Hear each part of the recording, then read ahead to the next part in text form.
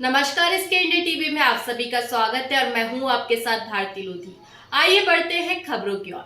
रीवा के संजय गांधी अस्पताल में एक महिला मरीज के साथ गैंग रेप की अफवाह ने मंगलवार को सोशल मीडिया पर सनसनी फैला दी। अस्पताल प्रशासन ने तुरंत इस खबर को खारिज कर दिया। अधीक्षक डॉक्टर राहुल मिश्रा ने कहा कि यह मामला गैंग रेप का नहीं है। महिला से जुड़े दो व्यक्तियों द्वारा अनुचित व्यवहार की शिकायत जरूर हुई, लेकिन मेडिकल जांच में यौन उत्पीड़न की पुष्टि नहीं हुई है। उन्होंने बताया कि महिला का संपर्क गायनिक और ईएनटी वार्ड के कुछ कर्मियों से था। तुरंत जांच कर रिपोर्ट तैयार की गई, जिसमें किसी भी तरह की चोट या आपत्तिजनक गतिविधि का संकेत नहीं मिला। पुलिस मामले की जांच कर रही है। अस्पताल प्रशासन ने कहा कि वे हर एंगल से इस मामले की तहकीकात कर रहे हैं। गैंग रेप जैसी बात आ रही है, क्या मामला पूरा क्या है? नहीं, गैंग रेप की बात बिल्कुल भ्रामक है, बिल्कुल असत्य है। और स्पष्ट रूप से बच्ची के इंटरनल एग्जामिनेशन में डॉक्टरों ने पाया है प्राइवेट पार्ट से कोई ब्लीडिंग नहीं हो रही थी। प्राइवेट पार्ट्स के चारों तरफ ऐसे कोई साइन सिम्टम नहीं थे। बच्ची के पूरे शरीर में ऐसे कोई खरोंच या इस टाइप के कोई रिटेलिएशन के कोई निशान नहीं थे। तो यह कहना बिल्कुल गलत है कि गैंग रेप हुआ या इस प्रकार का कुछ हुआ। हाँ, फिजिकल असॉल्ट हो सकता हुआ हो।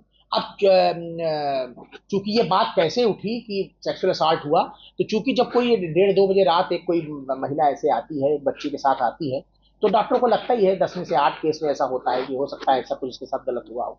तो उसके साथ ऐसा उन्होंने प्रथम दृष्टया उसको माना। लेकिन जब बाद में एग्जामिनेशन हुआ तो निश्चित रूप से कोई भी रेप की पुष्टि नहीं हुई अभी तक। और इसके बाद लड़की बाकायदे अपनी इच्छा से, अपनी मर्जी से वो उठ के चली गई बिना बताए वहां के डॉक्टरों को। कल सीसीटीवी कैमरे में दिख रहा है कि 1:52 में एक लड़की को बाइक सवार फेंक के जाता है। आपका स्टाफ उसको उठा के अंदर लेके आता है। इसके बाद उसको ये वहाँ वार्ड में ले जाते हैं, फिर गायनी वार्ड में भर्ती किया जाता है।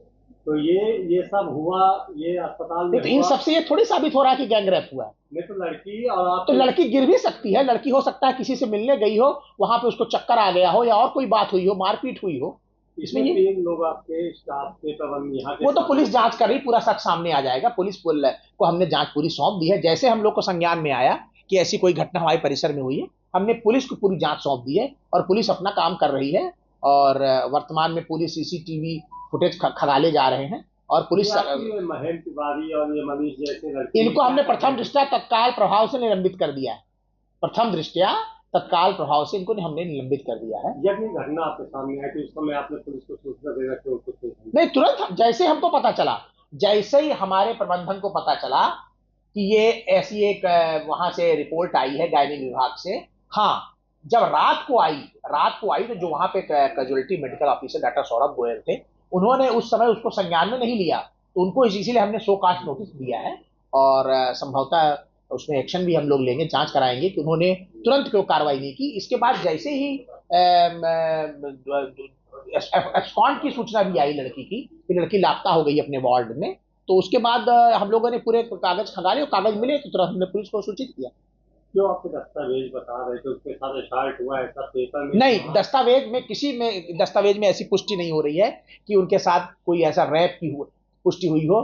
गायनी के इंटरनल एग्जामिनेशन में किसी भी तरह की कोई भी निशान उसके प्राइवेट पार्ट्स में ऐसे नहीं पाए गए।